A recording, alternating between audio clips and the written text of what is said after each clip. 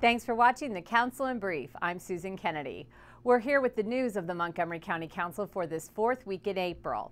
And we begin this week with the introduction of a measure that would authorize the county to collect an emergency medical transport fee. County Executive Ike Leggett has requested the council consider imposing the fee as a way to meet current fiscal challenges facing the county.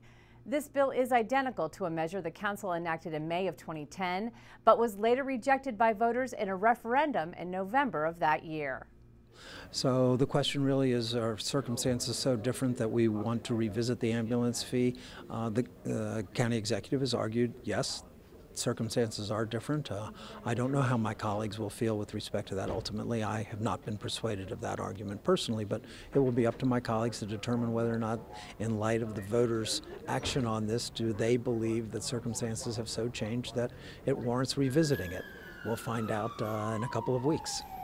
Certainly those who voted against it previously for reasons they felt were controlling, I doubt that they're going to be persuaded that this is an improvement. And for those of us who supported it previously, because we thought it was a very sensible approach to obtaining more resources without affecting taxpayers, the challenge is, of course, the fact that our residents have made a decision once about how this should go. So I think we're going to struggle with this one. As part of his proposed operating budget, County Executive Ike Leggett wants to give one of the county's largest employers, Lockheed Martin, a $900,000 tax break. Mr. Leggett proposed the grant to refund 2 years of hotel-motel taxes that the company pays for its conference center and lodging facility.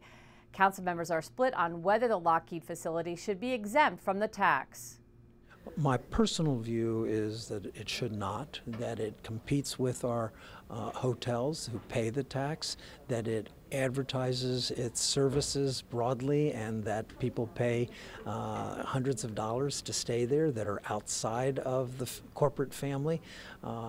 And I believe the tax was created with, and they knew it going forward, that this could be applicable to them. So I personally have not been persuaded. I do want to work with Lockheed Martin. I value Lockheed Martin.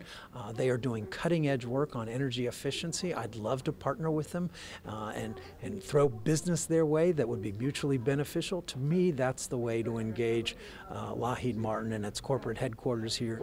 The question of whether their private hotel is a question that they should take up with the Department of Finance. The definition of a hotel is spelled out in the county code, and either they meet it or they don't. If they meet it, then they're subject to the tax. If they don't, then they're not. I don't see why a change to law is necessary. Recently, council members approved legislation that amended the county's Days of Commemoration law to include Korean American Day. The bill was sponsored by Councilmember Valerie Irvin, who was joined by members of the county's Korean community and Delegate Susan Lee to celebrate the passage of the amended law. And so between January the 17th, when it was first introduced, and when we passed the legislation, and now it is law in Montgomery County, that we will celebrate and commemorate Korean American Day every single year.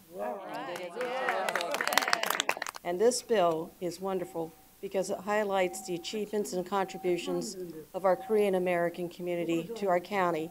And their contributions have helped make not just our county, but our state a great place to live, work, educate our kids.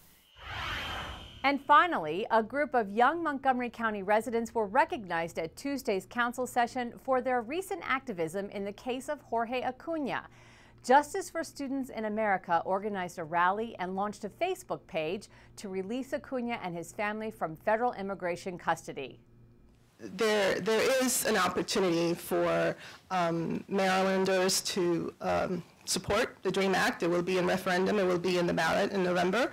And I think, again, this is one of those examples of why it's so critical that, that we support this very important referendum.